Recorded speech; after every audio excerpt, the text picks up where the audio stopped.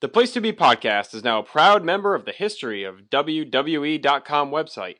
The History of WWE.com features thousands of complete cards and detailed results from throughout wrestling history from multiple major promotions, in addition to outstanding columns and reviews.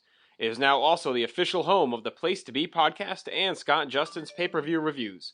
Visit us at thehistoryofwwe.com or on Facebook by searching for the Place to Be podcast or the History of WWE, because the Place to Be is now the history of WWE.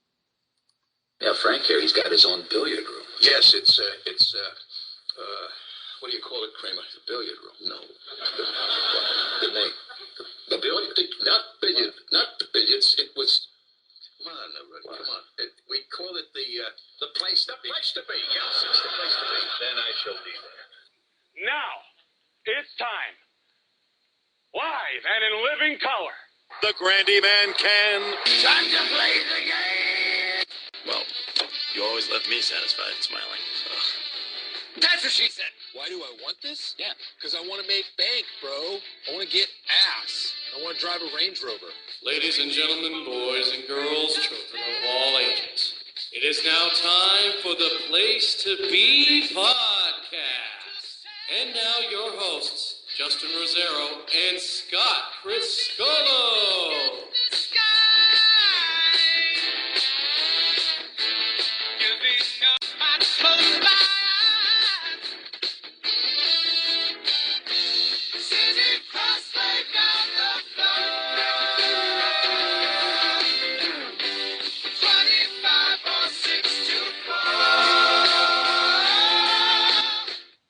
Place to Be Nation, welcome to another great episode of the Place to Be podcast. And we're mixing things up this week, so we're breaking out the keys early here on a Monday night to bring you another tremendous Vintage Vault episode. And of course, joining me as always is the master puppeteer on the Stage of Dreams. Is that what it is? I always get it screwed up. My PIC is Scott Criscola. No, it's master puppeteer on the Stage of Fools. Okay. Oh, Stage of Fools. I knew it was something. Of all the ones that you could ever not remember, that's like your favorite quote of the last 7 years. I know. I fucked it all up. It was a long weekend. I was going to try and do some kind of age thing with the 25 or 64, but I couldn't come up with anything. So. Good evening, Mr. Rosero. It's a pleasure as always, sir. Yes, it is. So, and we're live. We're kicking. We'll get more into our weekend foray either later on or on our next podcast later in the week. Yeah, we'll get more into the big event. We won't talk about it tonight. We got a lot to talk about. So. But it was a day to remember. That's for sure. We'll talk more about it later in the week on our next podcast. But tonight, a little earlier in the week, we're actually we're giving our fans a little early treat. Usually we make them wait a few days before cracking open the safe, but we decided to be a little generous. You know, it's a great Friday night here in the Northeast. The Bruins with a big lead in Game 3. We have our Monday tough night. enough Friday night. I wish it was Friday. Yeah, that's true. Because Friday night we were getting ready for the weekend. That's true. Monday night. My apologies. Monday night, Bruins have a big lead in Game 3. The tough enough winner was announced. We'll talk more about that on our next podcast. But I have opened the door, and as Justin mentioned, it is the Vintage Vault. And this time around, we complete the calendar year and the last pay-per-view of the 1980s. And tonight, it is the 1989 Survivor Series. Yo, Hulkamaniacs!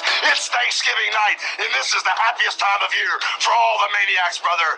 You know, me and all my little Hulksters, we got a lot of things to be thankful for. Number one, we're thankful for being happy and very healthy. We're thankful for having time to share with our loved ones. We're also thankful that Hulkamania is still the strongest force in the universe. And after the turkey's done, after the blessings are all done, I can tell you what the Hulkster's mostly happy about. It's Survivor Series time, and I'm thankful for my team of Hulkamaniacs. I'm thankful because I'm rich and you're not. I'm thankful for having Damien and the DDT. You know what we're thankful for? We don't have to fight each other. Oh yeah, I am thankful that I am the only man worthy of being the Macho King. Oh yeah. I'm thankful for the privilege of living right here in the good old US of A. Tough guy. I'm thankful I've got the big earthquake on my side. What I'm thankful for Thanksgiving? For my polka dots. I'm thankful for the judges I serve. I'm thankful for wrestling, cutting, and strutting. I'm thankful for my good looks. I'm thankful for having the most ravishing body in the WWF. I'm thankful because I hate Ricky Rude. I am thankful for being the world's smartest man. I'm thankful for being absolutely perfect. Yeah, we're thankful for having sardine stuffing in our turkey tonight. I'm thankful for spending Thanksgiving with all the members of the Heenan family. Thanksgiving every day, but especially this day, as the Warriors give me the intensity to deliver the pair at Survivor Series. It is going to be a war! I'm thankful for my polka dots, baby. Probably the stupidest one of the bunch. Either that or whatever the hell the Ultimate Warrior just said. I'm thankful for insert group of nouns and verbs here. Whatever God's name he was saying. That was tremendous. Yeah, of course, one of the best pay-per-view opens ever. Yes, that probably is one of the more memorable pay-per-view opens in WWF/E history. All right. Let us set the stage. The date is November 23rd, 1989. Live from Vince's second home in the Windy City. That is the Rosemont Horizon in suburban, they always say suburban because it's not exactly Chicago, suburban Chicago, Illinois. 15,924 on Thanksgiving night. The buy rate, 3.3.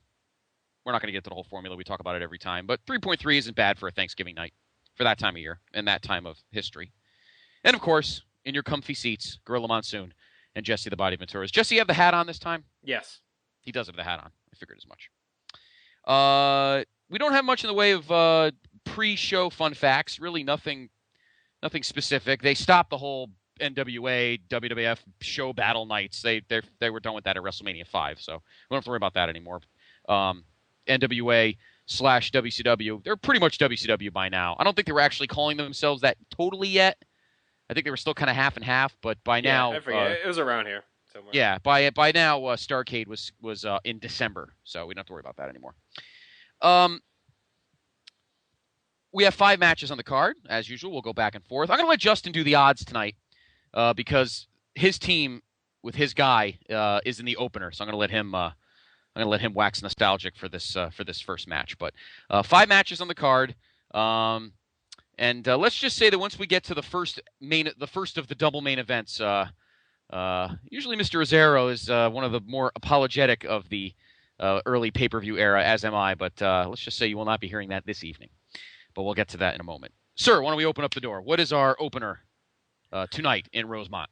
Our opener is a team that's correctly entitled the Dream Team because it's pretty much one of my dream teams, and that is my man Dusty Rhodes, Brutus the Barber Beefcake, of course, as I've mentioned, one of my early favorites growing up, Tito Santana, that loser, the Red Rooster.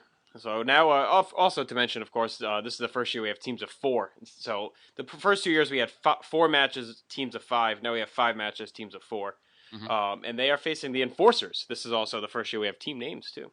And that's the Big Boss Man is the captain, Bad News Brown, Rick Martel, and the Honky Tonk Man. So a lot of good interconnecting feuds here going on. We'll hit a couple fun facts first, and then we'll run down the eliminations, and then we'll talk about the match. Mm-hmm. So we have a replacement here. Akeem, obviously, was supposed to be on this in this match, which would make it really even more tremendous for me. But he was obviously, still teaming with the Boss Man here, so he could not make the show. So Bad News Brown was put in at the last minute here as a replacement for him. Also, we have a little bit of a backstory between the 2 captains of this team. That's Dusty Rhodes and the Big Boss Man. On July 22nd, Dusty Rhodes came down and stole the Big Boss Man's nightstick from Slick to prevent him from beating up a jobber with it after he won a match. Boss Man tried to get it back, but Dusty beat him up with a stick and took off with it. So, over the ensuing fall, Dusty, was wearing the hat and the nightstick, and I believe he has it here too. So, just kind of parading around with Boss Man's things, and Boss Man was looking for revenge. Also, during this match, an enthusiastic Dusty Rhodes fan was shown in the crowd. Gorilla even mentions it, what a big fan she looks like, and of course, that fan would eventually become his manager, but we'll get to that at our next review. So, just a little kind of a fun fact tidbit there. So I'm going to go ahead and read the eliminations, and then we'll talk about the match. First elimination, Rick Martel got some revenge on his Strike Force buddy Tito Santana, 9-14. For the second straight year, Bad News Brown walks out of the match at 15:26 to even up things. Beefcake then pins Honky and Rick Martel back-to-back, so Boss Man was alone against 3 guys. Takes out the Rooster at 20:56, and then Dusty would get the win at 21:58, and him and Beefcake would be the sole survivors. Of course, after the match, Boss Man beats the crap out of Dusty, ties him to the rope with the handcuffs, and beats him with a nightstick to get some revenge there. So that kind of lays the story of the match. Now, Scott, what did you think of the match itself? The match itself is it's nothing spectacular. I mean, you've got good workers in the ring. Obviously, Dusty is the centerpiece character in the match because obviously he's kind of brand new. I understand obviously the Martel Tito dynamic here, but I still don't understand what the deal was. I know Tito's a good soldier and all, but you would think that they would at least give him a pin here after Martel's team won the tag match at SummerSlam. You would think at least they give Tito the win here. I think they just had bigger things planned for Martel, and I think that also Tito is expendable by this point. Yeah, so Martel gets the pin to open. Bad News does. Is this the second straight year? Yes, second consecutive year that he walks out on his team because he's just not a team player. And obviously, Beefcake always over gets 2 straight pins, so that he deserved that. And then Boss Man, pretty much pins Red Rooster, which no one's surprised about. And then Rhodes gets the big pin at the end. The combinations make sense. In '88, we thought that some of the teams were a little mumble jumbled and kind of didn't make much logical sense. But here, it definitely did. The match as a whole is pretty good. And just to comment, Tito and Martel did fight on the September 21st. October 14th. It was taped September 21st. Saturday Night's Main Event. And they had the Survivor Series teams out there with them, of course, but it was Akeem instead of the Bad News Brown. But that went to a double DQ as usual with those matches. Everyone piled into the ring and got into a big brawl. So exactly, and obviously we still can't figure out why Akeem was not there. Yeah, it just seemed like he just couldn't make it. And also to cap this off on the November 25th Saturday Night's Main Event, so that was 2 days after this show, they capped off the Dusty Bossman feud. Dusty defeated him at 4:47. So okay, but overall, I thought the match was fine. Nothing offensive. Crowd was pretty hot. Yeah, I mean, not much more to say. I'm glad Dusty got the win. At the time, I was not the biggest. I thought Dusty was kind of being demeaned a bit because I was used to the NWA Dusty, and that's why I enjoy talking about this Dusty Rhodes stretch in WWF, because you were one of the few fans who started to get into wrestling and got into him at this point. So you knew nothing about, the previous, 19 years he was in the business or whatever before then.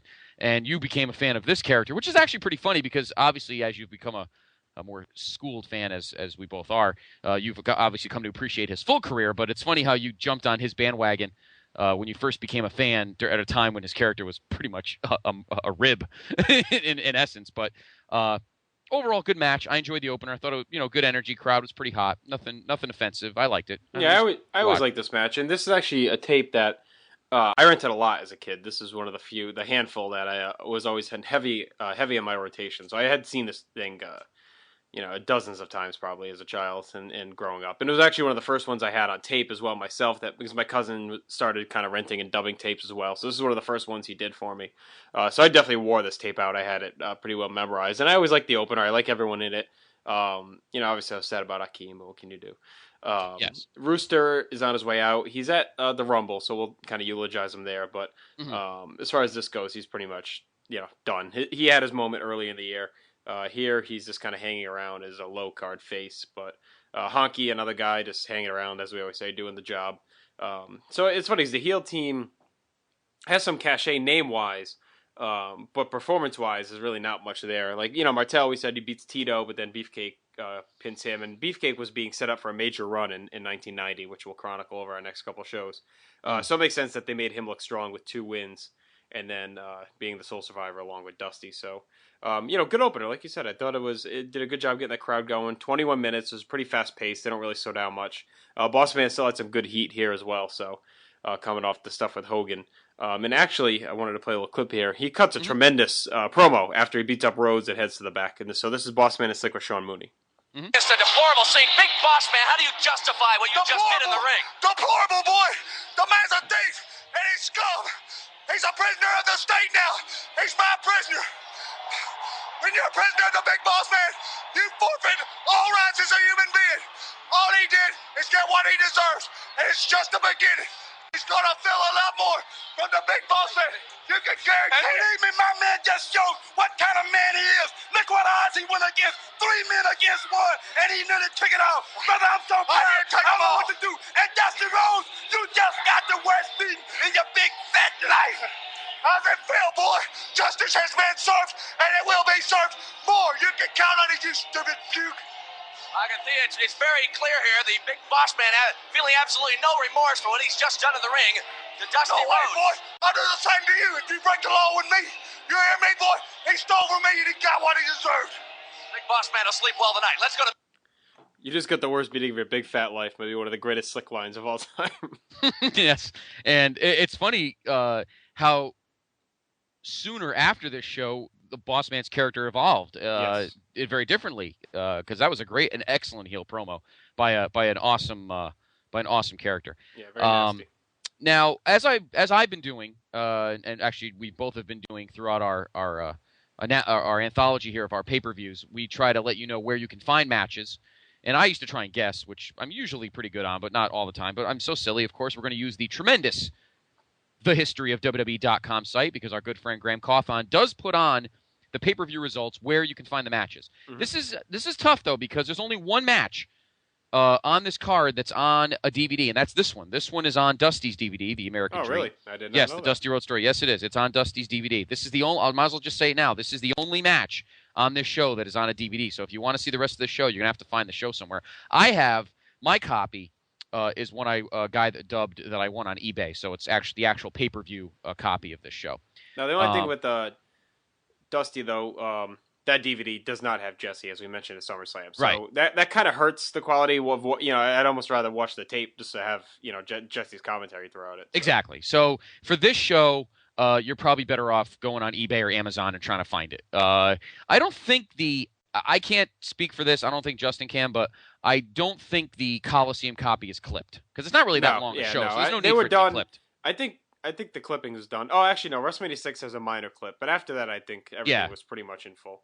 Yeah, the opener of 6 we've talked about on our written reviews. When we get, of course, to that one, we'll clarify it. But one of the matches is slightly tweaked, not butchered, but slightly tweaked.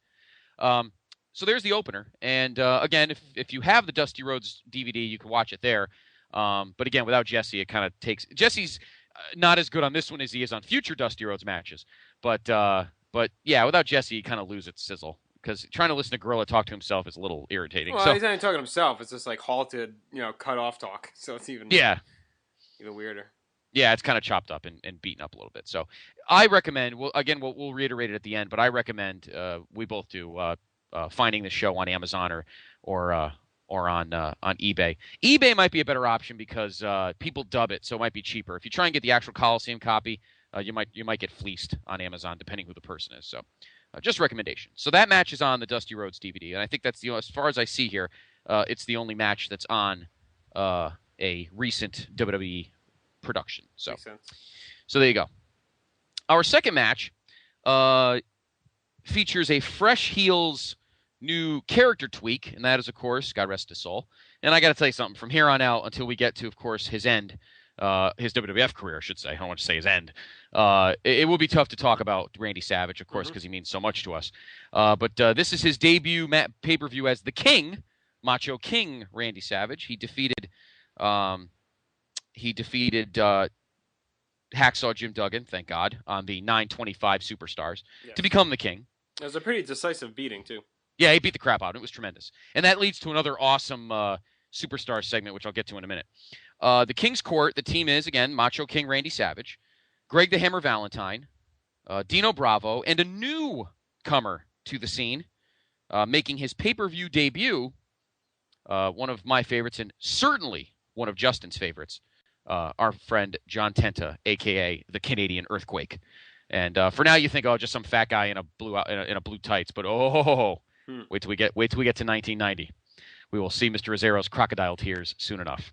But in any event, he makes his debut here in this match on the King's Court team. Their opponents are the 4x4s, which is Captain Hacksaw Jim Duggan, Ron Garvin. Yeah, I know. Great team your for me, team huh? right here, yeah. Yeah, thank God. Bret Hart, feel bad for him. It's early time of having to carry teams. And Hercules, who I had no problem with. I only hate half this team. I kind of feel bad. And a weird instance here. This is once again where you start to see the toe dipping in the pool of a Bret Hart solo run, splitting up the Hart Foundation. Yes. Anvil is on another team later on in the show. Bret is here alone with Hercules, Ronnie Garvin, and Jim Duggan against the King's Court. Mm-hmm. We'll do the eliminations in a moment. A couple of fun facts to kick around on the to talk about our new member on the November 11th Superstars. Dino Bravo wanted to have a feats of strength show and held a push-up contest in the ring. Of course, ever since the 88 Royal Rumble, it has been disputed how strong he really is. The deal was to choose a fan from the crowd to sit on his back while he did push-ups. They chose a very large man named John. Bearded, wore 460 pounds. Bravo actually managed to do some push-ups with John on his back. The Ultimate Warrior then came out to also participate. As Warrior prepared, John proceeded to slam down on the Warrior's back and squash him. Bravo and John then decimated Warrior and left the ring.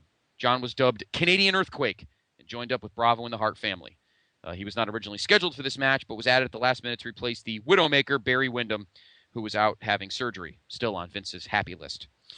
Windham had a short run in late '89, but of course never made a pay-per-view appearance, and, of course he took a while. Yeah, he left, and actually I think he was even supposed to be in the Rumble, too, because I remember him being on the back of the box.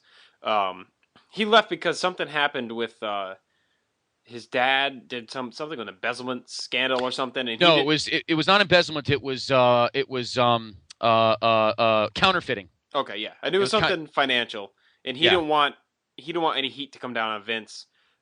So he asked out. So he didn't want to be tied. He wasn't involved in it, but he didn't want it to be tied back to him or to WWF. So he ends up heading back to NWA. Yeah, he actually took the high road here and kind of made amends with Vince and did the right thing. Yeah, apparently it was if I remember correctly, and I'm sure Graham will help us look it up, and fans, listeners, kind of back me up on this if you could.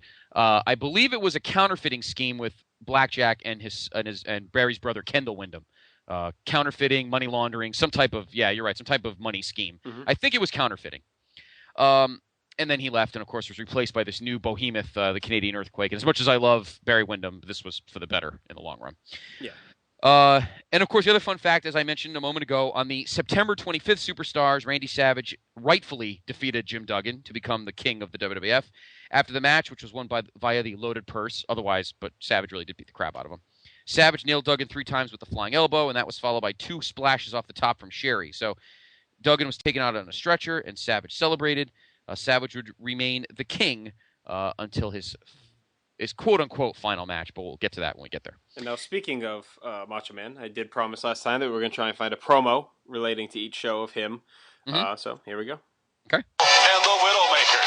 Deceptive practices. You guys are guilty of fighting out of your league.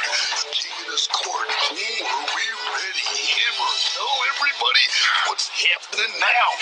The 4x4s, the name of that team, that just sums up the mentality. They're no match for the King's Court. Speaking of match, the first time that we met, the odds were a little in their favor. But things are going to change, gentlemen, because we never lose. I like that. Yeah, that's good. I like it. Right. Bravo, the world's strongest man. Excellent, Jim Duggan. I feel sorry for your clowns that you call yourselves the 4x4s. Because dissension doesn't make them better. We're better than you are. Survivor Series, we're the best. So, good stuff there, as always. Yes, as always. God rest his soul. And on a side note, a tremendous segment on Superstars. I believe I'm not going to pull it out now. It's in the other room, but I believe it is the November 30th. Might be earlier than that. Maybe it's October. There is an episode of Superstars. There is a segment where he is officially coronated as king. Yep. Probably right after that. So it's probably early October, I would think. And there is a segment where Savage is officially coronated as the king, and he's in the He's in the ring on a throne, and he is celebrated by every heel on the roster. And the reason this is so great is because if you just look at the untapped talent that is in that ring at that moment, it's amazing. You've got you've got Savage, DiBiase, Rude, Perfect, the Brainbusters. I think Bossman was in the ring. Akeem probably was in the ring too. Most of Slick's guys, most of Jimmy Hart's guys, just this untapped potential of greatness in the ring all at the same time. It is a sight to behold. It is definitely on Savage's DVD. I think it's disc 2, one of the extras. Tremendous promo. And actually, it's a crowning moment because it's the only time in the history of the $1 Million Man Ted DiBiase that actually bought something for somebody else. That's right. As he bought Savage a beautiful new scepter. So that is a tremendous moment in the history of the Macho King, and it is on Savage's DVD. So just want to point that out. USA! The hair on the back of my neck starts straight up. The blood starts pumping through my heart. The air's in my lungs. I give a big oh! Yeah, the blood should have been pumping out of your forehead after the purse shot there, boy. The match as a whole is pretty average. The eliminations, let me go through those. Okay. Canadian Earthquake pins Hercules about 4 minutes in. Duggan takes out Valentine about 7.5. Bravo pins Garvin a little over 11 minutes, 11:16. Savage pins Brett at 19:04. We'll get to that in a minute. And then finally, Duggan is counted out because, of course, why wouldn't he get pinned at 23? Yeah, exactly. Duggan is counted out at 20, probably because he wanted to go have some of that ripped turkey that that one of the later teams was about to eat. Counted out at 23:20. So the survivors are Savage, Dino Bravo, and this new guy on the scene, the Canadian Earthquake. Immediately, if you're a rookie and you're the survivor of a Survivor match, particularly in the 80s, you were looked at pretty highly. And it is funny because it's clear here now that Dino Bravo was a guy that was obviously starting to fade. His major heat was throughout '88 and into early '89, but he looked to be head of the way of another guy in this match, Greg Valentine and Honky Tonk Man, and guys that are still serviceable but aren't going to be pushed to any sort of regularity. But Earthquake actually ends up kind of saving his career. And kind of shoots an injection of life into him for the next year and a half because Bravo just kind of ride his coattails through the main event and just kind of reposition himself. It's just kind of like an ancillary player, right. Similar to, not to get too much modern so we don't date this, but kind of like Alex Riley to The Miz. That's what yes. Dino Bravo was to Earthquake at this point. Yes, exactly. And you could tell he was a character that they all really liked and they were all very high on, and obviously he would have a very successful 1990 when we get there. We'll document that. The match overall is good. As usual, I'm pissed off. Duggan, again, gets away with not having to be pinned, which I just... Why couldn't he have been fired instead of the Iron Sheik? Anyway, but obviously the key moment... What are we going to do when he's gone? We're going to lose half our shtick here. Yeah. We'll have to find We'll find the guy who was closely allied to him throughout all the Yeah, shows. I'll have to find a guy in the mid-90s that I despise. I don't know. Now I can't think of anybody. Obviously, one of the little points of this match is when two guys get in the ring for a very brief moment. I can't even tell you how long. Maybe 4 minutes. Yeah, maybe. About that. And folks, fans, just close your eyes and just fathom. Two guys in their prime. One guy is not quite in his prime yet. One guy is in his prime. But just imagine Randy Savage and Bret Hart staring each other face to face in the ring. Even Jesse says on camera he gets goosebumps thinking of that kind of matchup. No, they did Wouldn't fight we all? On Saturday Night's Main Event, didn't they, around this time? I believe they did. I'm looking for it right now. Yeah, I know it's on the... I have it very close to me. This Best of Saturday Night's Main Event DVD. I'm looking on your site, Graham. Okay. Don't lump us both in. I just don't want to change the screen, but... No. Yeah, It was 2 years earlier. Oh, all right, it was 87. November 28th, 87, All Macho right. and Hart. Which actually, I remember not a bad match. Yeah, it wasn't in 89. No. Shortly before this show on Saturday Night's Main Event, they had that Best 2 out of 3 Falls Rockers Brainbusters that we talked about. So, no, by then, Brett was obviously very green, and Savage obviously was not. But you just think about that, you realize two things. Number one, how unbelievable a superstar Macho Man was at that point. Mm-hmm. To be even for Jesse to even say something so reverent at that moment in time. Right. And number two, you just looked at Brett. Even at this point now, it was clear, no doubt. And this is not a knock on Anvil. We love Jimmy Neidhart, but clearly right now, Brett's going to be a star. There's just no doubt about it. He looks it. He's got that look. He's a tremendous in-ring talent. He's got a good physique. The fans love him. It was clear, without a shadow of a doubt now. Before this, you were like, I don't know, and then they pull the rug out, and then you don't think about it. But right here, you really start to see, Brett is going to be a superstar on his own. There's no doubt about it. And you saw it first right here. Other than that, the match is pretty basic. Savage's team wins. They had the better heels. The babyface team was really not that great. Sans Brett. And no knock on Hercules either, but he's not in the class of. No, yeah, him and Garvin were just low card fodder at this point. Yeah, exactly. Overall, I had nothing against the match except, of course, again, Duggan gets away with not having to be pinned, which still just aggravates me to no end. And Savage, who is still pretty hot. And I'll tell you something, maybe I have to amend my opinion, and it's up to you how you want to put it. Maybe his run here was not as lousy as we thought. Maybe we just didn't like the character, but he still was looking pretty good on shows. No, yeah, he did well. It's just the fact that he kind of, for him to go from main event scene, feuding, being world champion, feuding with the champion, he's still winning, but he's not really on the level of maybe he should have been based on his talent. So I think that's more the problem. And, I like the Macho King run. I don't mind it. I liked him and Sherry during this point. I liked the purple tights, the little purple tights, because that's the first Macho Man I really knew was the Macho King anyway. So now, now we're closing in on when I started to watch. So these are the guys that I really first learned about. So I always dug the purple tights. I had the action figure that had the purple tights and the crown. So, yeah, decent match. Not the best match, but good enough. The Savage Brett thing is clearly a highlight. And I do like watching Savage, Quake, and Bravo all celebrate. Good little heel triumvirate there. Bravo, once again, obviously, hanging on to Quake's coattails. Valentine's the only heel that was eliminated. So, pretty good stuff. Sherry helped Savage, obviously, cost Duggan the match. So, I'm with you. I think Duggan could have easily jobbed here down 3-1. They really should have had a Quake squash him probably to put him over, and then maybe Mach hits the elbow or something like that. But whatever. I mean, no harm in the end. So that's about it for that match. Anything else you got left to say? No, I got nothing. Again, I'm happy Savage's team won. I'm not happy Duggan didn't get pinned. You better have something queued, because the way we motor through these awesome podcasts for our listeners, it's gonna be like another month and a half, and you won't be able to play that anymore. I know. It's just it's a solid enough match. The heels are hotter, and they get the win, so pretty clear. All right, are you ready?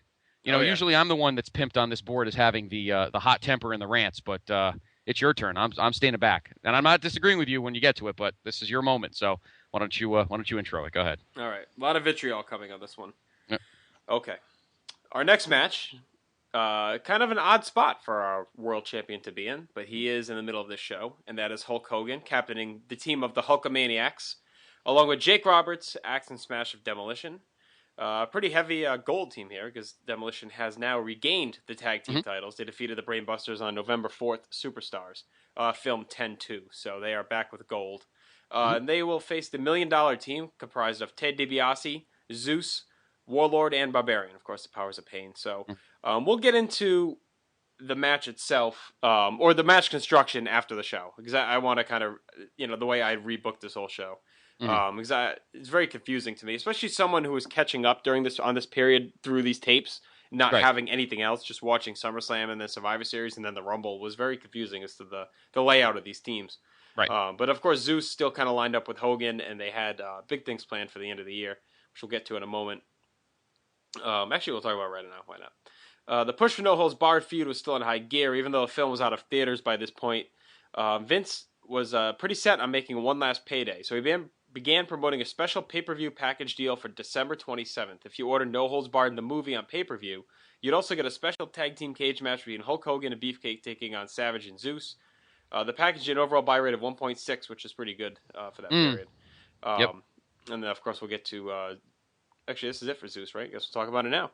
The idea was actually for Zeus to stick around and get a world title shot at WrestleMania, if you believe some of the rumors out there. But things quickly tapered off, and by the No Holds Barred stuff, I think he had run his course. No Holds Barred, the movie was pretty much run its course, so he ends up kind of fading into obscurity at this point. The movie itself, I thought it was okay. I actually, it's funny. I actually talked to my friend on Facebook that I was good friends with back then. His family, we hung out, we were really tight, and kind of like you and Jim. And he told me we did watch the pay-per-view. We did get it. It snowed here in the Northeast in Connecticut, and I'm sure in Rhode Island it probably did too. And we actually were at his house hanging out, and I stayed over because I couldn't get home, even though I was only a town away. It was a pretty bad snowstorm. He remembers, and we did get we did buy it. So I think it was only $20. Yeah, I don't think it was 15 much. or $20. It wasn't much. You get the movie, and which he saw in theaters. I didn't. He saw it in the movies. So the first time I ever saw it was on pay-per-view. It's been a long time. I barely remember it. I have to watch it again. And then the tag match, which was taped. I don't know, a few. And then I think did they end up doing the match on free TV anyway? No, it was on, because I've seen it. It's on, I think, Super Tape 4. Okay. I'll check Ram's site so he doesn't yell at us. Go ahead. Yes. I don't double check and see if it's on a DVD, because I don't think it is. But no, it's not on DVD. It's definitely not on DVD. It is okay. on tape. Yeah. So by then, Zeus had run his course, but he was rumored to be in the main event at WrestleMania 6 against Hogan, which obviously probably would have been an unmitigated disaster. So thank God that didn't. We all know what did happen, but we'll talk about it when we get there. I'm sorry. It was nope, still not that one. Go ahead, keep going. So the teams are actually pretty damn good. And just to kind of go through the fun facts briefly while Justin's researching, Demolition did end up regaining. All right, I got it. Super Tape 1, actually. It was the original Super Tape, released March 21st, 1990. Okay. Yep, match is 927, cage match. So there you go. Okay, so it is on something. Not on a DVD. It is on that. Again, Demolition started their second reign as World Tag Team Champions when they defeated the Brainbusters, and we'll get to them in a minute because they pretty much crashed quickly. Mm-hmm. Actually, you know what? I didn't do the eliminations. Let me do that quickly. Yeah, go ahead and do the eliminations. All right, Zeus is disqualified at 321, which we'll get to in a second. Warlord pins Axe at 949. Barbarian pins Smash at 1341. The Powers of Pain are then disqualified as well at 1944. DiBiase pins Jake at 2349, and then Hogan wins it, obviously, at 2730. Now, before we get to the major issues here, the first one is that the Powers of Pain, who were pretty much fading as a tag team at this point, really don't last long into 1990, pinned the champions cleanly. So that was a little confusing to me. I was about to ask if you remember, because I don't know. I don't really do. We might have to check Graham's site for maybe house shows and stuff, but I couldn't imagine them getting title shots again. Maybe? I mean, that's the only thing I could think of as to why they would do that. I think they just wanted a placeholder team to get between the Brainbuster feud and the next feud for them. But the confusing thing is, I don't know why they didn't maybe just do the double count out there. Well, I guess they wanted Powers of Pain in the match so they could do the other bullshit that they do. But yeah, I mean, I thought maybe they could have Zeus take out Demolition, but unless they knew he was leaving already, it seemed like they were still pretty invested in him at this point. So I'm kind of surprised they didn't have him go over them. Or DiBiase could have pinned one of them. God forbid he gets a fucking victory on TV. I feel it. I feel like the Emperor and he's Luke in the Return of the Jedi. I feel the hate is flowing in you. It's definitely flowing. Yeah, I don't know. See, obviously my comments are pretty on the... And again, of course, you can follow along with us going to our site, bigelow34.proboards.com. The link is actually on thehistorywwe.com. The written, when it gets posted, you'll have the written review will be right there as well for you to link to, so you can kind of follow along with us. You know what? Go ahead. I'm going to let you go. Right. Like you did for me with the Lakers in Dallas. Go ahead. I'll back you up. Go ahead. I'm pulling the ripcord. It's all yours. Go ahead. All right. Well, I mean, I don't get why Hogan really needed to squash DiBiase to win this match.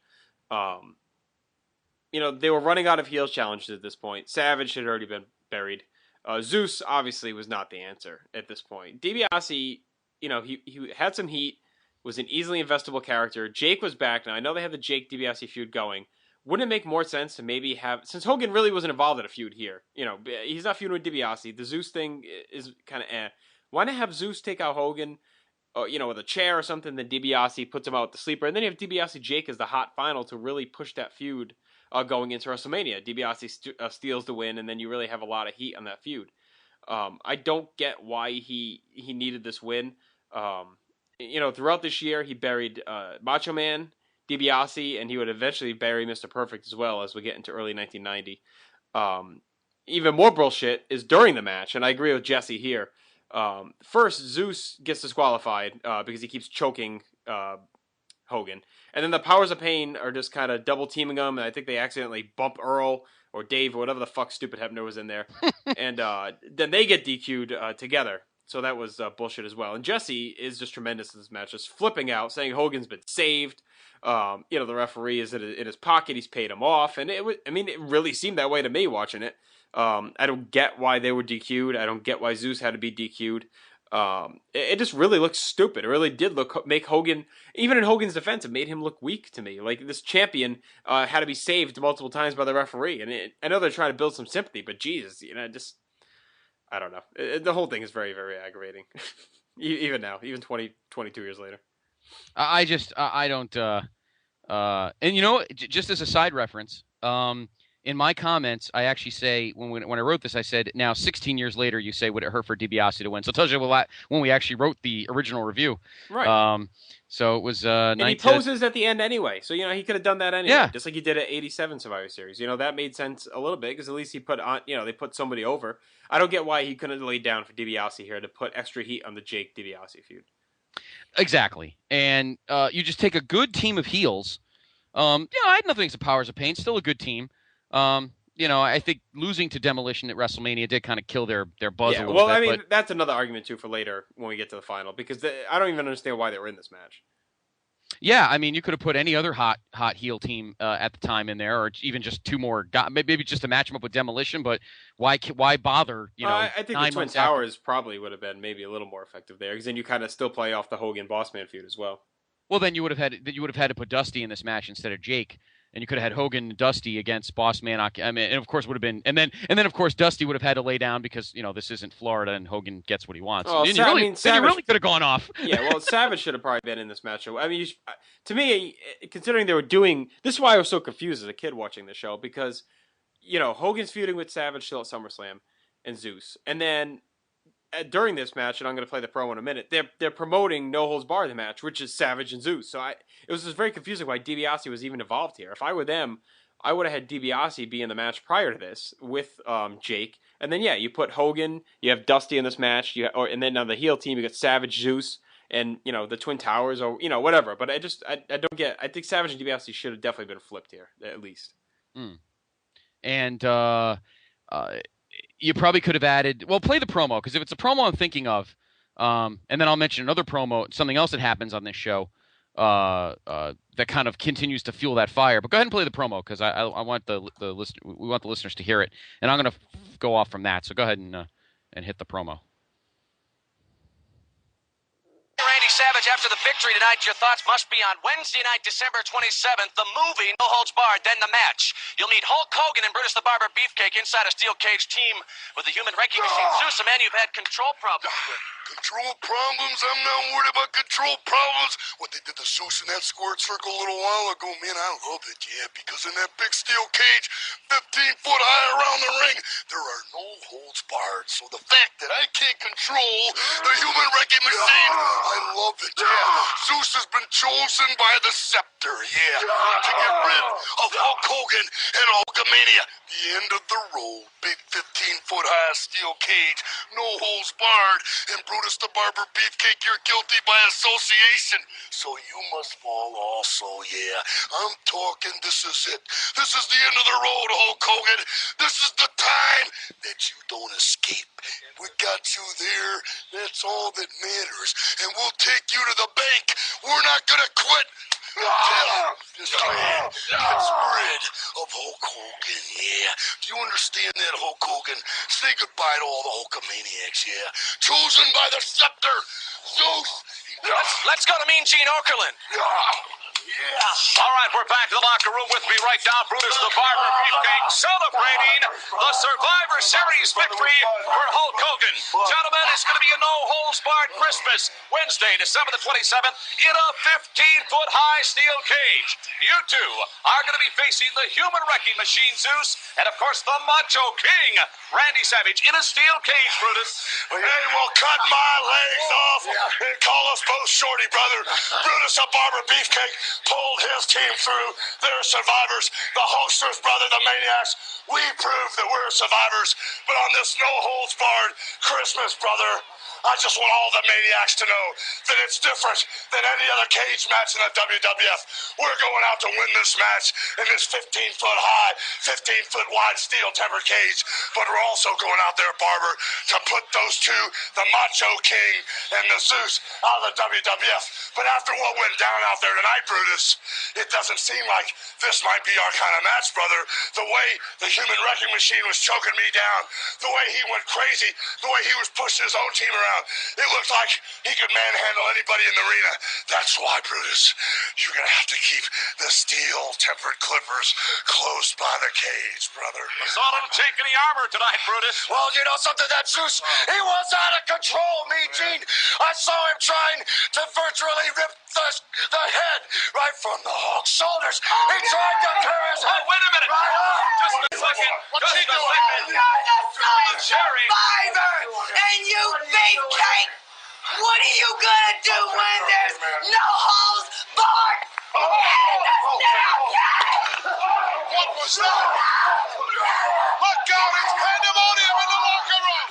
So pretty good stuff there, setting up the feud. And what makes it even more confusing, though, is the way they have Beefcake and Hogan being friendly. I don't get why they weren't on the same team to push No Holds Barred. So I was kind of thinking of what I would have done during that little promo there.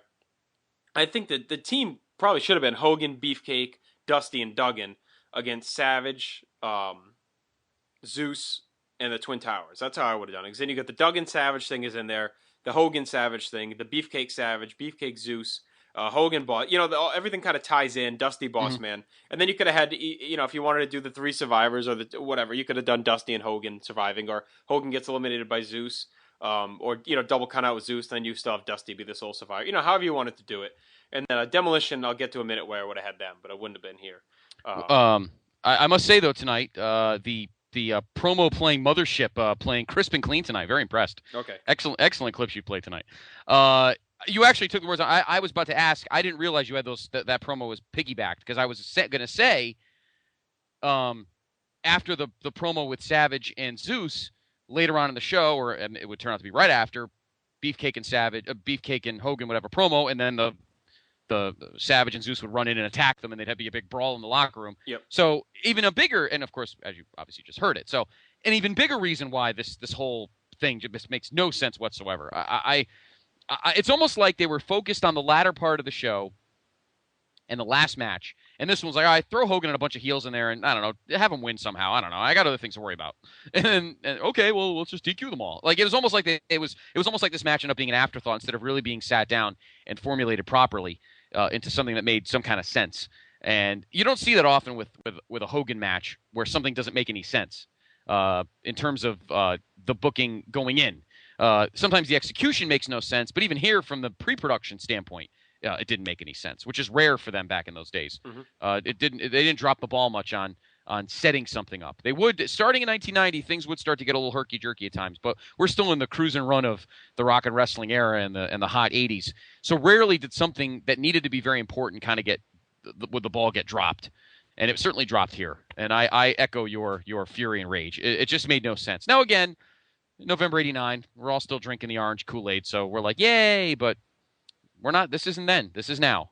And this is why we're here, to kind of break it down. I mean, that's my bigger issue. None of it just makes sense. It just seems like counterproductive booking all along. And the only thing that comes out of it is at least the DiBiase-Roberts feud is pushed along, because Ted actually does pin Jake to eliminate him. So at least that's something, to keep that feud going. But other than that, this whole match is kind of a mess. Yeah, it is. It is. And Hogan wins, big shock, even though he didn't need to. Hell, why don't you you could have keep the feud going, have Savage come out at the end and attack Hogan and Zeus, and then have DiBiase, win with the, have him hit him with the scepter, hit him with something, choke him out, right? And then DiBiase, ratchets up the $1 Million Dream and beats him. I mean, is it that big a freaking deal? No, I know. Yeah, it's annoying how you couldn't touch him at this point. Yeah, and it was, it gets worse as we move along. This isn't the first time. We talked about it 2 years earlier at Survivor Series 87, but this one is really glaring, and trust me, it gets no better from here at times. Our next match is actually one of my favorite Survivor Series matches of all time, because these two teams are such a complete mess. It is awesome. Yep. You've got Rude's Brood, and come on, tell me, and I know you agree with me, and I hope all you fans do as well, the greatest idea in the history of WWE Creative, one of the greatest, was to actually give these teams names. Yes, and Rude's Brood becomes arguably the best Brood in WWF history, possibly second. But yes, Rude's Brood, Rick Rude, obviously, Ravishing Rick Rude, former Intercontinental Champion, Mr. Perfect, already this team is one of the greatest, and the Rougeau brothers, which immediately makes them one of Justin's favorite teams of all time. And this literally may be, I mean, there's a couple more great heel teams coming in future years, but this is up there. It's just pure great heel and technical wrestlers. You can't. It's hard to beat this team right here. And then you get to the other side of the coin, where you Quite get the one opposite. of where you get one of the most hilarious clusterfuck tag teams of all time, Rowdies. The team of Roddy Piper. This is actually probably Matt Rotella's favorite team of all time. Roddy It fits Piper. right in, that's for sure. Exactly. Roddy Piper, Superfly Jimmy Snuka, and the Bushwhackers, Luke and Butch. Clearly. All right, from Roots Broods, they say they have problems. You can hear them coming now. Rowdies, come on. We are ready for bear. Come on. I can't stop him from eating. Hold it a second. Oh, you can't. How many times have I told you? You can't have lunch till after the after the match. You can have lunch. You see what? That's okay. You see what we got? We got moon breakers here. We got people rooting up there smiling and laughing and having a great time. Perfect. Easy boys. Don't eat nothing. Oh, them bones. Big bones. We're wild. We're bold. We don't do what we're told. Out of your mouth. Back.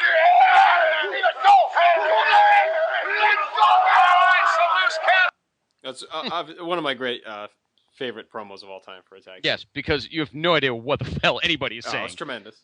It's totally, absolutely right up our good friend Matt Rotella's alley. It's just perfectly him. Just four completely incoherent buffoons. Piper singing while Snuka's whooping and the Bushwhackers are yaying is tremendous stuff. And then the turkey comes out and they're ripping the turkey apart. It's a tremendous piece of television. And it fits. It's a good heel face combo. You have four, great baby faces just, having fun and just being weird. And this very serious, very down the middle, straight on the vest heel team of expert technical wrestlers. Mm-hmm. So maybe from an in-ring perspective, it may not be the prettiest. Well, you know what though, the earth, but the faces too. Both teams do the other thing well enough as well. Like the heels could do a brawl, and the faces, while known for brawling, they weren't bad at the technical aspect and the selling. Snuka, he could work when you needed him to. Still, he was a very good seller. The Bushwhackers, I think, are very underrated sellers. Actually, I thought they was always pretty good sellers. And then Piper, he could hang as well. So Piper, you had four brawlers, but it's not like they were useless oafs. You know what I mean? They could work with these guys, which helped make this match even better. Yes. We need to backtrack. Going back to April 8th. The world witnessed the transformation of longtime jobber, but actually, kind of a fan favorite, even in losing, Leaping Lanny Poffo, would become the Genius. He still did poetry, and he's still kind of a little light in the loafers. He was a little, light in the hat, but he would wear a hat now. He would wear a mortar board, right? Is that the official name of it? Is that what No, the mortar board is. Yeah. Yeah, that's what the hat's called, right? The graduation hat, the mortar board, something like that. He would start wearing. I know it's been a long time since you graduated, but that is true. Yeah, exactly. I don't remember what Newt Rockney called it. He stood right next to me. But anyway, he would become a heel. He would walk around in like the graduation outfit, the gown and the cap, and he would start reading from his hard metal scroll. And instead of being very happy, he'd be very demeaning. Obviously, ripping baby faces, and he would actually not wrestle as much anymore and become more of a manager. On May 15th, he would make his in-ring debut as the Genius, but most of his appearances throughout the summer would be pretty much just reading poetry before matches about various things going on in the company. The main event at SummerSlam, right before the Zeus Savage Hogan beefcake match, he would do a poem, as we mentioned in the last podcast, the last Vault. On October 7th, on the Brother Love Show, he appeared and announced that he found a new protege to manage. And he would take over the career of one Mr. Perfect. And they actually would end up becoming a pretty good TV combination. Obviously two good wrestlers, but their Yeah. chemistry together was outstanding, and we'll document that as we move along. But it was a good hookup for the two of them. And that actually was the night that the unbelievably, incredibly, super stupendous, awesome, perfect theme music made its debut, and it would go down as probably one of the greatest entrance themes of all time. Yes. So, the match itself is actually very entertaining. I enjoyed it. Let's go through the eliminations. Snuka pins Jacques Rougeau at 4:01. Then Piper pins Ray at 7:39. Perfect pins Butch at 10:44. Rude pins Luke at 12:14. Piper and Rude brawl out into the crowd and down the ramp, and they get eliminated about 18 and a half minutes in. And then finally, obviously, with the two guys left, who do you think's going to win? Perfect pins Snuka at Now, just see, under this 21 and a half was minutes. a perfect template of how the Hogan match should have gone. Mhm. The main face gets, it has a feud going on, they get eliminated, and then you put the heel over the lower mid-card guy. I don't get what was so hard. It was right in front of their eyes, right here. Yeah, exactly. We'll kind of lay it out because I'm curious to hear Justin's layout when we get to the analysis. But again, the match is fun. You hit the nail on the head. I mean, yeah, Piper, Snuka, and the Bushwhackers are not the brightest bulbs on the Christmas tree sometimes when it comes to general character, but we're not dealing with four schlubs here either. We're dealing with Piper's Piper, and as we'll see throughout the next couple of years, he's not a bad guy in the ring. We never knew that. We never discounted that. Snuka, as you said, this guy's a pro. He's been in the business a long time. Yeah, he's a little older, but he definitely could still run.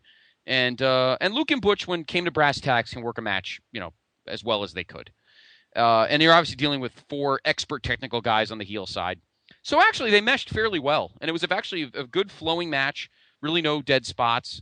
They kind of moved along. The commentary's good. Jesse rips all the nut job faces. Mm-hmm. So overall, I liked it. I gave it a 2.5. It's not a 5 or anything, but it was an entertaining enough match. It's a lot of fun. It's a fun match. It's highly entertaining. Keeps the flow of the show going. It's nothing offensive. It was actually fun to watch. And I thought they would put this on Piper's DVD. I think it would have fit perfectly on it, but it's not. So, that's pretty much it for me. And for this one, I like it a lot. It's funny. It's not anything earth shattering.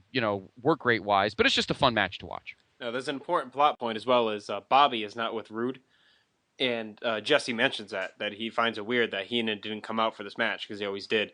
And then he said he hears that there's been some controversy backstage in the Heenan family. So we'll find that out in the next match. But yes. I agree with you. This wasn't any kind of masterpiece, but I think it was a lot of fun to watch. And the Piper Rude feud continues, and that would go in towards the end of the year on the house show circuit. I think they had their series of cage matches following this show, so that kind of capped things off there. Perfect stays strong, gets his win. The Rougeau, sadly, are coming to their end, though. So good stuff. Yeah, it is unfortunate. So the funny, goofy, Matt Rotella tribute team hangs as hard as they could, but they do lose to the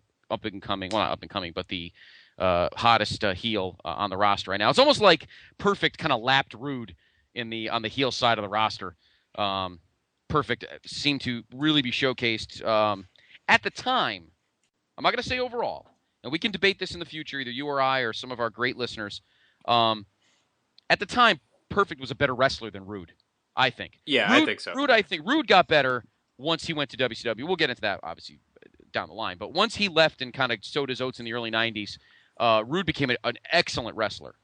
But here, at this moment in time, Perfect just was the better overall package. And it made sense for him to get over and be the only one left standing. I don't think there's any doubt about that. So now we've come to our main event. Why don't you paint the picture for us?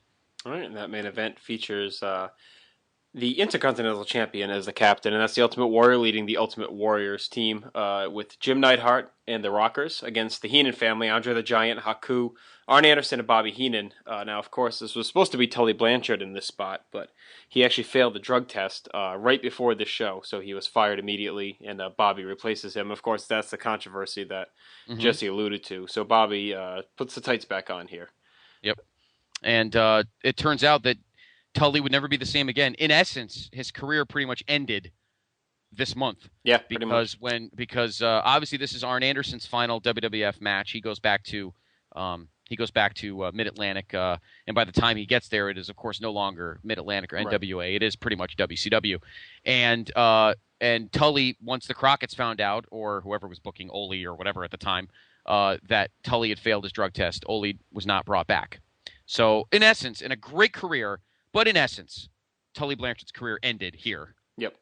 And that's pretty much that. So, Bobby puts the tights on in pay-per-view for the first time in a year and a half. No? No, I'm sorry. No, since WrestleMania 5. Yep. Obviously. Second time this year. Probably the last time, if I remember correctly, on pay-per-view.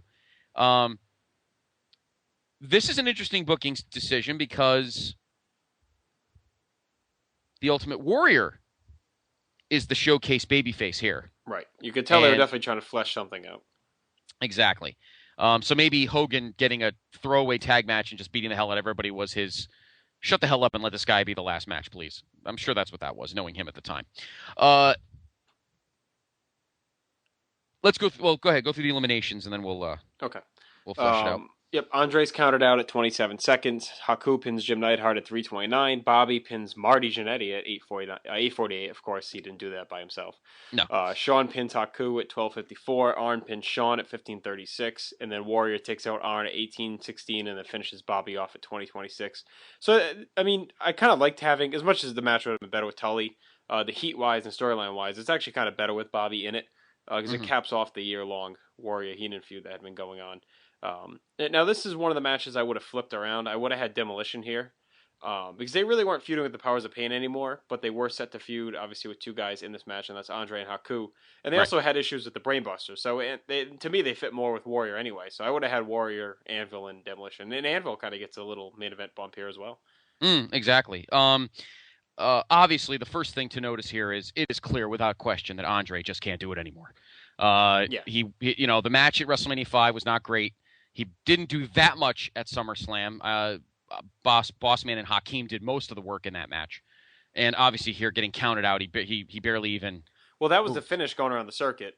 And of course, remember the match that Jordan Duncan made up that he imagines he saw was Warrior. Right. But no, they really were going around the circuit at this point, doing under a minute, where Warrior would just pin him quickly or Andre would get counted out. So that was the feud going around right now. Right.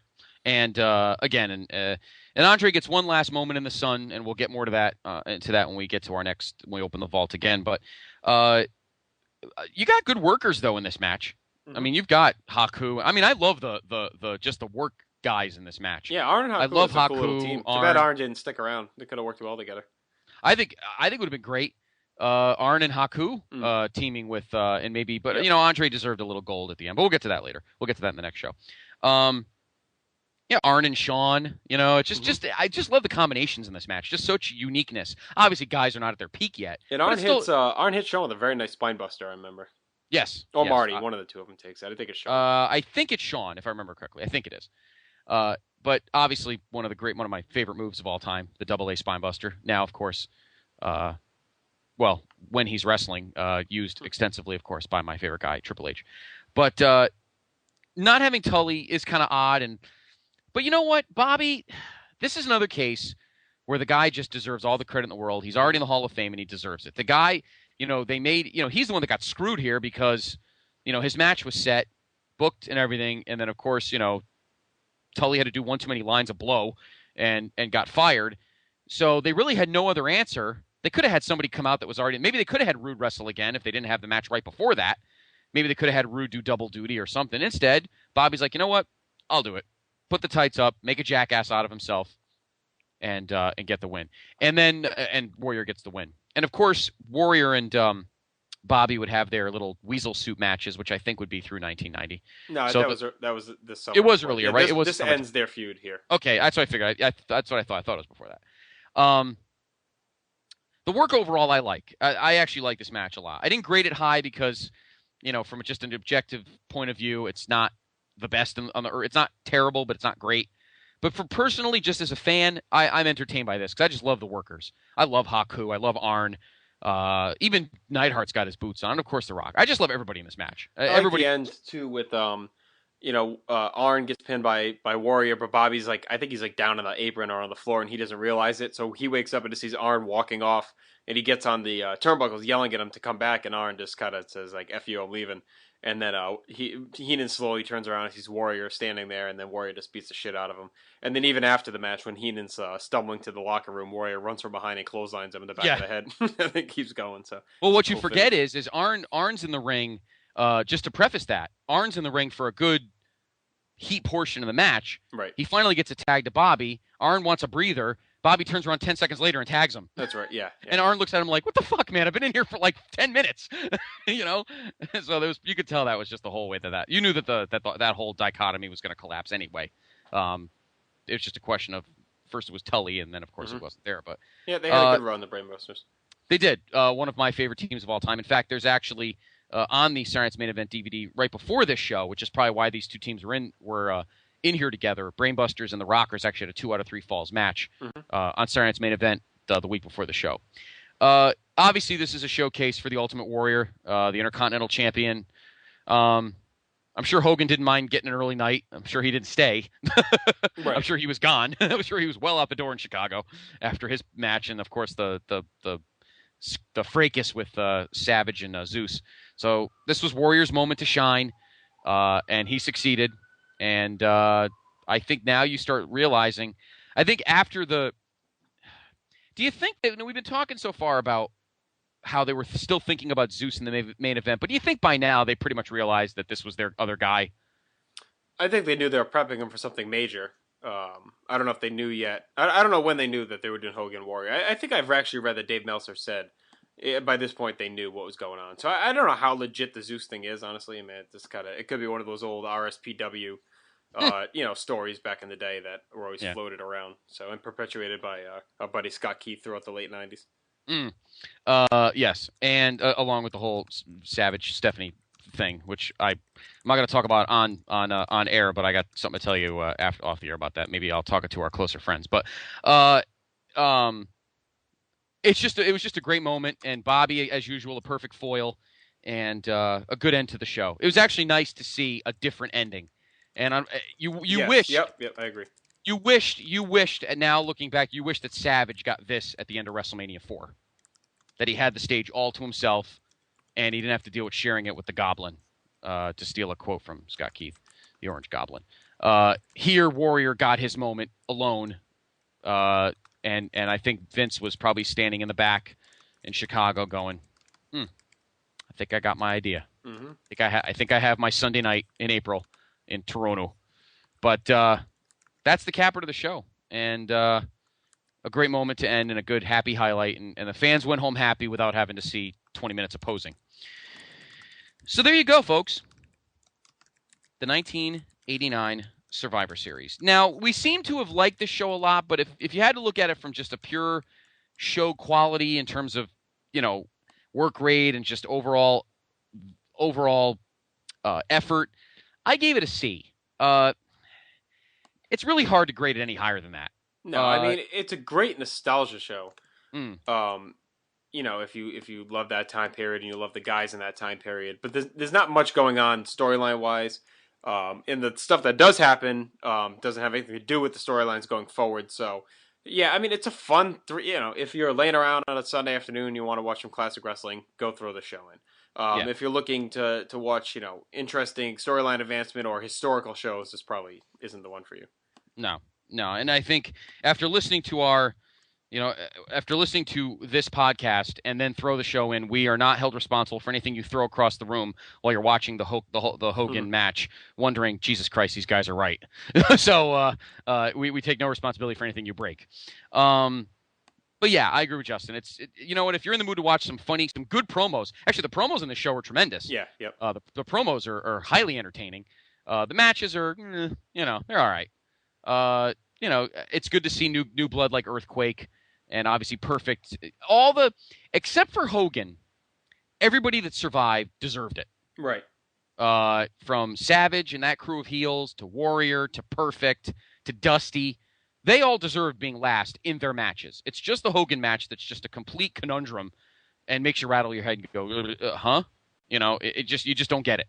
The other 4 matches on the show, logic-wise, maybe not matchups-wise within the teams, but results-wise, all made perfect sense. Yeah.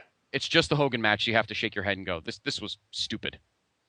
So, we recommend, if you're a completist like him and I are, get it. I recommend getting it on eBay because a lot of people just have it dubbed on a regular VHS tape and they won't charge you anything. I think I paid like $7 for mine.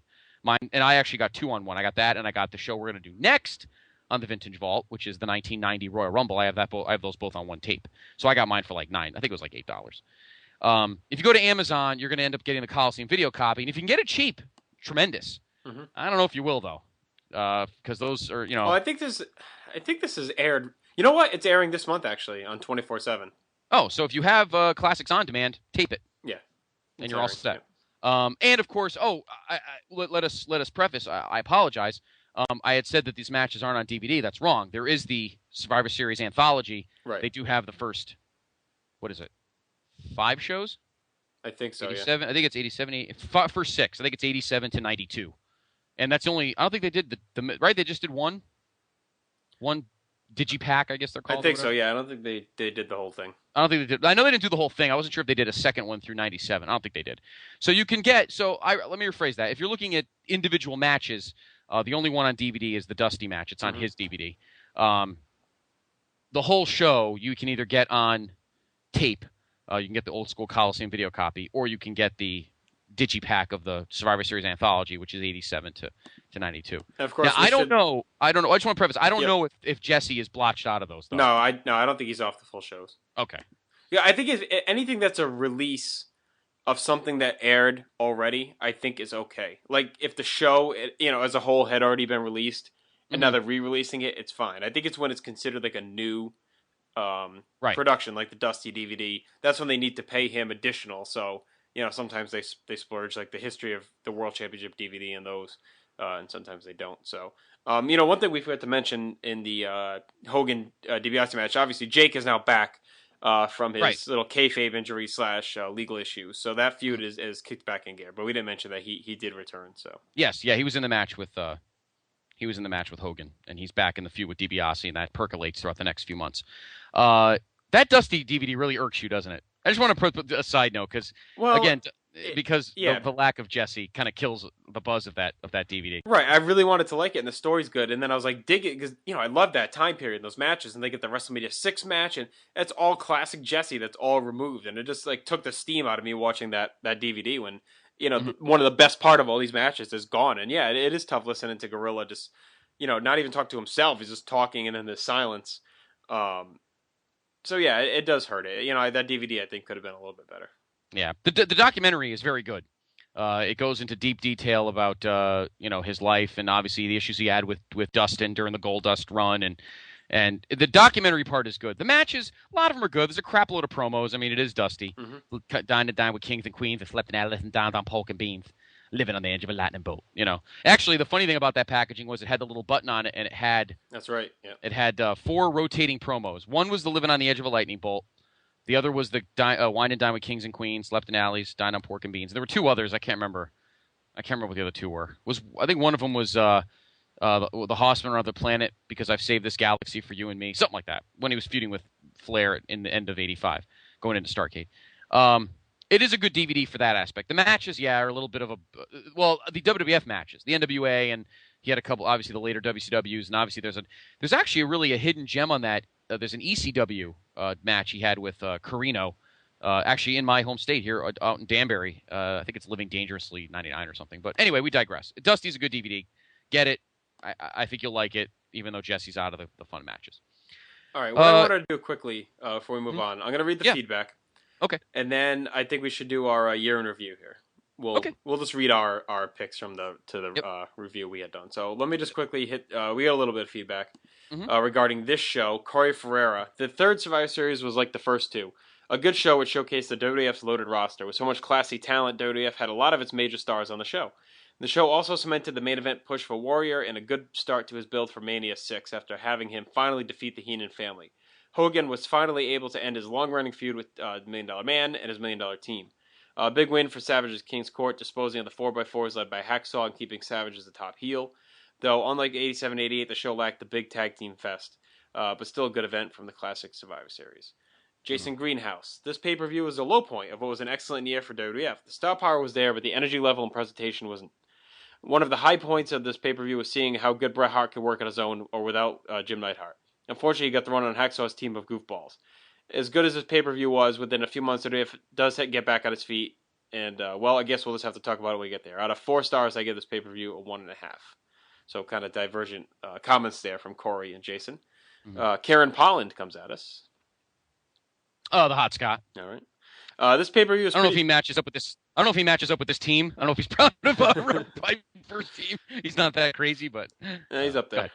This pay-per-view is pretty bland. I just can't get into it. It feels like a holdover show or an advert for No Holds Barred. I know Scott and Justin are going to call it Hogan's head, but in his defense, DiBiase was kicking the shit out of him for ages in that match, which is true, Kieran. It nearly eliminated him with the $1 Million Dream. The best part of the pay-per-view is watching Bobby Heenan get his ass kicked by the Warrior. This pay-per-view is awesome because he gave us this promo, and that's from William Aaron Kenny, who gave us a link. He said, so much coke in the 80s, bad for your body, but sure, amazing for promos. And let's see which one. He's talking about a promo by the Ultimate Warriors team. So that is from our Place to Be podcast.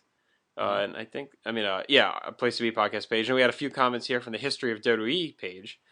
Gerald Rosenberg, he said, I'm thankful because I ain't Ricky Rude. Of course, that's playing off Roddy Piper's I'm thankful comment in the open. And finally, Dave Hall. I loved several moments on this card. Bad news leaving his team for the second straight year. Good consistency from year to year, but made his teammates look stupid by not remembering. I really loved it in the final match when Arn Anderson yells at Bobby to stand in the corner and take the tag. Great moment of enforcer intensity. He really sold the issues between the Busters and Bobby. And Demolition in the main event match is awesome, but why was this match in the middle of the card? It just makes the last 2 seem less relevant. So that's all the feedback we have on Survivor Series, and there actually is one comment. I think you'd like this one. It was on our Podbean page regarding SummerSlam 89, and that's from Robert Hoff. SummerSlam 89 is the first pay-per-view I bought with my own money, and in my biased opinion remains one of my favorite shows. I've been reading your reviews for years, but just found your podcast this week and now working my way through all your show reviews.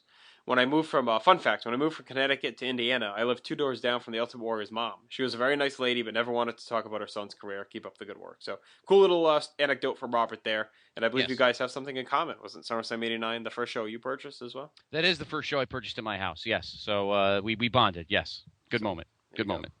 Cool facts, Robert. Thank you. So, what we'll do quickly now is we're just going to read through, starting in 89, because it was the first full year of all the pay-per-views. We started doing what we call the year in review. Basically, we just rank a top 3 for various things. So I'll go ahead and read them, Scott, and then you can just kind of see if you have any comments. Sure. All right. So match of the year, our criteria: match is well worked, had great psychology, told an excellent story, and gets the crowd rabid for the ending.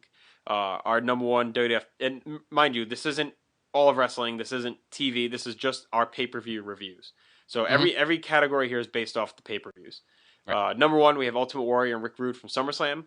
Number 2, we have Heart Foundations and Brainbusters from SummerSlam. And number 3, Blue Blazer, Mr. Perfect from WrestleMania 5. Yeah, couldn't really argue any of those. Those were easy for us. For those that have never seen it, and most wrestling fans have because you've seen the whole show, but throw in that Blazer Perfect match again. You'd be very surprised how good it really is for only 5 minutes and 12 seconds or whatever it is. It deserved more time, and some of those other crap matches we talked about when we did that show deserved less. But overall, those 3 matches, you really can't argue. 3 best of the year. All right, feud of the year. A well-written, long-lasting story arc that gets people genuinely interested for the matches. Feud should span multiple pay-per-views and have a genuine blow-off match to cap it off. The top feud should also be remembered for years to come. All right, number 1, obviously, Hogan and Randy Savage. Number 2, Rick Rude and Ultimate Warrior. And number 3, Tito and Rick Martel. Yeah, obviously Hogan dominated those feuds. Warrior Rude, in my opinion, was a better feud because it seemed to had more juice when it got to the end. Maybe that's just me. Tito Martel. You got to factor in the Mega Powers part, though. Well, that is true too. Maybe I'm just thinking of a happier ending. I don't know. They went along pretty well. I just had a soft spot for Rude Warrior. I just always loved that feud. And Tito and Martel, just because more for the longevity than anything else, because obviously it was very one-sided. But and there weren't really a lot of other feuds. I mean, the only other one you could say is maybe Warrior Bobby, but that was pretty much intertwined through Warrior Rude. Yeah. And Jake and DiBiase hadn't really had much interaction yet on pay-per-view, so that one was kind of. And what's funny is that Demolition and the Brainbusters didn't even really have a feud. It's like Brainbusters beat them, they both floated around, and then Demolition beat them back. Yeah, the pay-per-views are really almost independent of TV sometimes during these years. You'd think they would have done something with Demolition Brain versus the SummerSlam. This is a very odd booking. So, okay, Wrestler of the Year. This wrestler who put on his best pay-per-view matches on the most consistent basis. The wrestler not only carries himself well, but his character, his story, and his opponent to great heights as well. This wrestler brings it at all his pay-per-view appearances. So, number 1, we had Ultimate Warrior. Number 2, Hulk Hogan. Number 3, Rick Rude. So, for everyone who says we bitch at Hogan all the time, we did give him props here. He had a pretty good pay-per-view year. His match with Savage was great, and his match at SummerSlam was pretty good too.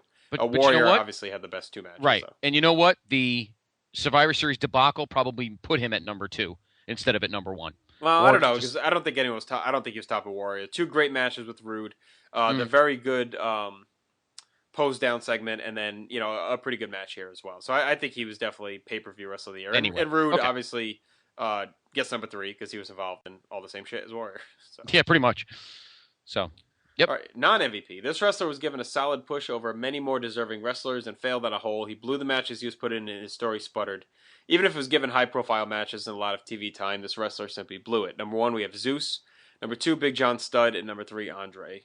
Poor Andre. But, at this point, it wasn't really his fault that he's non-MVP, but he was put in a position to fail most of the time. Yeah, and I actually kind of feel bad putting Big John Studd there as well. I don't think that the bookers truly understood the magnitude of his health issues. So having him win the Rumble was probably just ill-advised because it was just not planned properly. But Zeus was the big bomb. But to be honest with you, I don't know what they were expecting. I mean, the guy had never wrestled before. He was an actor. You saw at SummerSlam, Savage had to whisper everything in his ear. I mean, I don't know what they were expecting out of him, but you know what? That's how the cookie crumbles. He definitely was expected more and didn't deliver it. But and we don't put codicils or qualifiers on our top 3 when we do this. But really, Zeus I don't know what they were expecting. Right. He wasn't a wrestler, so simple as that. But unfortunately, he did get the biggest push on TV, and just it didn't deliver as much as they wanted it to. No. So the Gut Screwed Award. This wrestler deserved way more than he was given. He was an excellent all-around worker, strong character, but was held down for what could be a plethora of reasons, mainly backstage politics. This wrestler was usually associated with a big what if, and we gave this one to Randy Savage. Just for the way he kind of tapered off. Maybe he could have won at WrestleMania, lost at SummerSlam, or maybe get a bigger rematch at SummerSlam, and then he's kind of shunted down the card for Survivor Series. And also a victim of circumstance at the Rumble. So could have been a lot more to his year, unfortunately, than what he did get. Yeah, I agree. I don't have much more to say. It's pretty much, I agree as well. Did the best he could with what he was given, and performed admirably. By the end of the year, he was pretty much kicked down the card, really for no reason. So, save the day. When things were looking down and bleak, this man came to save the day and turned a potentially bad situation to a very good one. We give this one to Bobby Heenan and the Heenan family.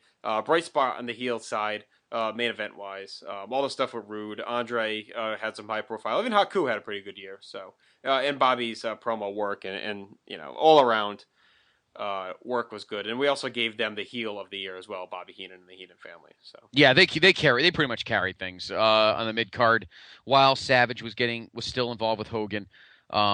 With a combination of Rude and the Brainbusters, Bobby's crew pretty much carried the mid card throughout the whole year, and definitely deserved this award. They did a heck of a job.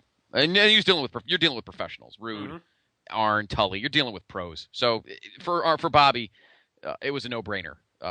He had great guys to work with, and they helped carry him through the summertime and into the fall. Right. And Face of the Year, Ultimate Warrior. I think we've said all there is to be said about him. Yeah. Holy shit moment. A moment that was totally unexpected at the time, even if hindsight shows it wasn't. This moment usually has a major impact and is remembered for years to come. The moment was expected. It exceeded expectations. It became more memorable than originally thought. Number 1, Rick Rude winning the IC title at WrestleMania 5. Number 2, the returns of Roddy Piper and Jimmy Snuka. And number 3, Ultimate Warrior main eventing Survivor Series instead of Hogan. One that we're kind of forgetting here, actually, that maybe instead of the Piper Snuka thing, was Hogan being eliminated at the Rumble. Yeah, that was probably a shock, too. At the time, you probably assumed he was going to win to propel him to the title match with Savage at WrestleMania. It probably would have made Savage even angrier, and they didn't do that. But I don't think a single person expected Rick Rude to win at WrestleMania 5. I don't think, except Jesse. That's pretty much it. Right. So clearly that's definitely number 1. Ultimate Warrior main eventing Survivor Series instead of Hogan, like we said, like we put in our description, even if hindsight shows that it wasn't a surprise, and it wasn't, Warrior was hotter, Hogan didn't need anything at the moment. Give him something somewhere else, and he'll be fine. He'll be happy. He's still the champion, so he didn't have to complain about that. So hindsight, him main eventing Survivor Series wasn't that big a deal, but at the time, it was kind of different. You didn't see that very often. But yeah, the Hogan getting eliminated at the Rumble was a big deal because I think after Savage got eliminated in the way that they ended up booking through to WrestleMania, you expected Hogan to win the Rumble. Right. But Rude winning it at 5 was definitely a shock because I don't think anybody thought he had the chops to actually become Intercontinental Champion. I mean, and even to go along with the Hogan thing, we could put Hogan not winning and Big John Studd winning. Yeah. Yeah, because that came out of nowhere. Who had seen Big John Studd anywhere after 1986? Right. And then just come out of nowhere and win the Rumble? Yeah, that was kind of odd, too. That was kind of a shock. All right, Tag Team of the Year. This team was extremely over with the fans, worked high profile matches, and dominated the tag title scene for majority of the year. They set the standard for tag wrestling. Also, while help to be champions is not necessary, this team would be over enough that they didn't need them. Right. Number 1, obviously, is Demolition. Number Yes. 2 is the Brainbusters, who had a very, very good year. And tie for third spot, Powers and Pain, Heart Foundation. Both had their peaks, both had their valleys throughout 1989.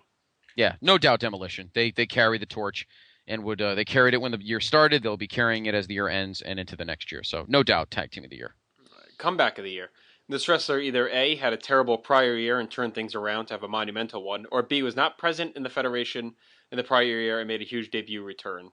This winner made a difference. So we also kind of counted as maybe a guy lower on the card that makes a big step up. Mm-hmm. And number 1, we give that to Rick Rude. Number 2 is Rick Martel, and number 3 is Brutus Beefcake. So all 3 of those kind of fit that criteria.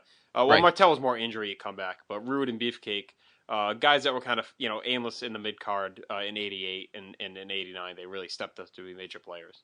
Yeah, Beefcake being put in with Hogan definitely does it for him. Mm-hmm. And Rude, when obviously, guy was Intercontinental Champion. There's no doubt about that. So I think we can pretty much say '89 was the year of Warrior, Rude, and Heenan. I mean, those are the 3 guys that really are the it's funny because the Mega Power is such a dominant storyline. But to me, when I think of this year, I think more of Warrior, Rude than I do of Hogan, Savage. I do too. I think it's the 2 matches, and for me, it's because my favorite match of the whole year was Warrior Rude at SummerSlam, and that's the match. That's the match that I'll always remember that year from, and yeah. So I think the mid card deserves a lot of credit in 1989. It really helped carry the year because you just had some great characters and good wrestling too. Yeah, they definitely had a lot of good talent. So Diva of the Year, we give that to Sensational Sherry. I mean, at this point, it's either Sherry or Liz.